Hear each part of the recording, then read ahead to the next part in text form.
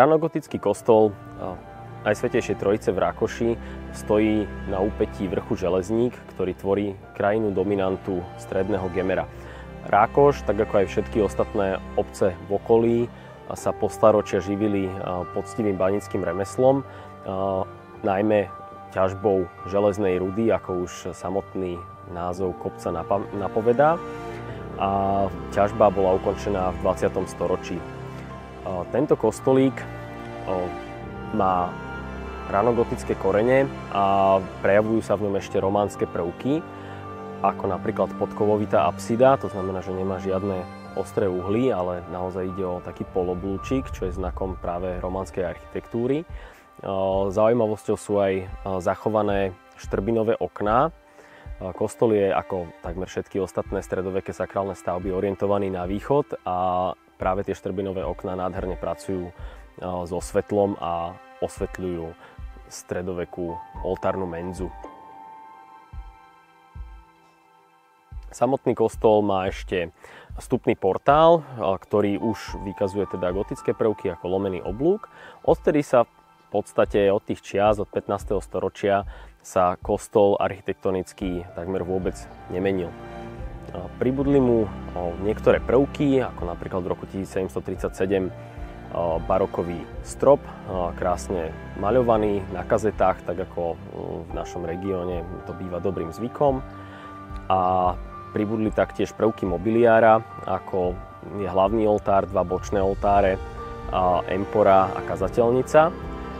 Tie však ani na tomto videu zatiaľ asi neuvidíte, keďže už od počiatkov obnovy tohto kostola v roku 1992 bol mobiliár demontovaný, odvezený na reštaurovanie. Reštaurovanie bolo ukončené, ale kvôli prebiehajúcim prácam reštaurátorskej obnovy v interiéri kostola mobiliár doposiaľ nebol navrátený a čaká teda na to, aby mohol prísť naspäť na svoje pôvodné miesto a doplniť teda všetky historické vrstvy kostola.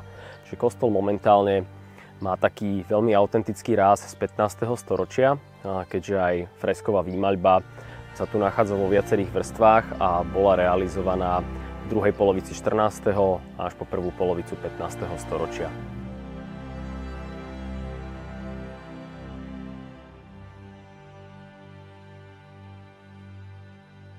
Rákoš je zaujímavý tým, že nemá dochované maľby, maľované pravou talianskou freskou iba v interiéri, ale taktiež v exteriéri.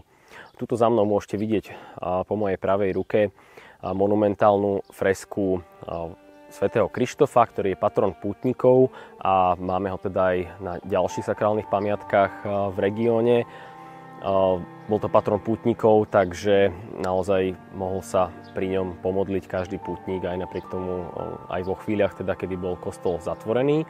Bohužiaľ je zatiaľ zachovaná iba horná časť jeho hlavy, keďže zvyšok fasády samozrejme podlieha zubu času a exteriérovým vplyvom. Máme vedľa hlavného portálu taktiež ešte zachované trošku reliefné prvky, ktoré boli vytvorené vtláčaním do mokrej omietky. Teda tie fresky sú niekedy aj trošku plastickejšie, nejde iba o čistú maľbu, ale ak bol majster dostatočne zručný, tak vedel použiť aj nejaké 3D prvky, ako by sme dnes povedali. A po mojej ľavej strane vidieť ešte fragment fresky svätého Rufusa s čakanom cez plece. Svätý Rufus je patrónom kamenárov a baníkov, čo sa úplne hodí teda do tohto regiónu.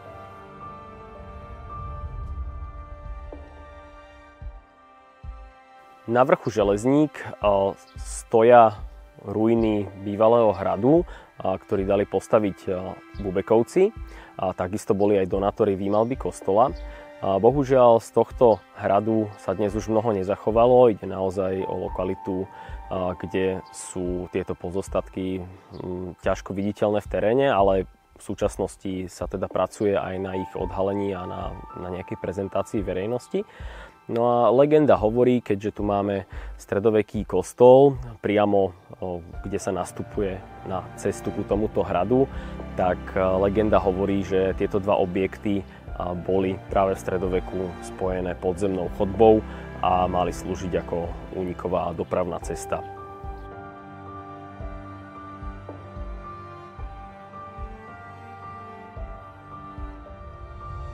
Na kamennom ostení vstupného portálu si pozorné oko návštevníka môže v spodnej časti všimnúť tzv. Magické jamky. Sú to veľmi pravidelné útvary, ktoré sú vyhlbené do samotného pieskovcového kameňa, ktorý je svojím spôsobom mäkký.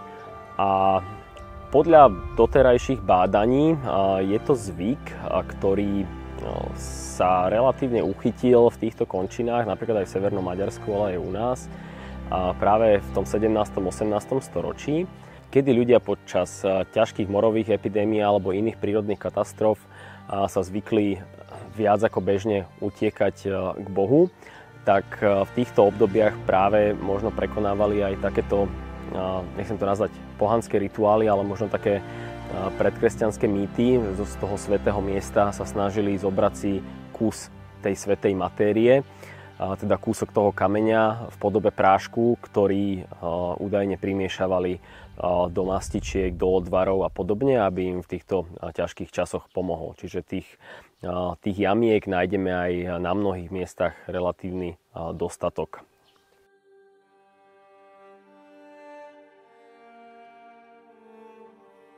Kostol v Rakoši má neopakovateľnú atmosféru a to z dôvodu práve reštaurovania fresiek, že takmer všetky nastené maľby, ktoré sa v interiéri nachádzajú, už boli odhalené, prešli určitou fázou reštaurátorských zásahov, ale hlavná časť presbytéria už je teda dlhodobo úplne zretušovaná trojicou významných reštaurátorov práve počas 90. rokov.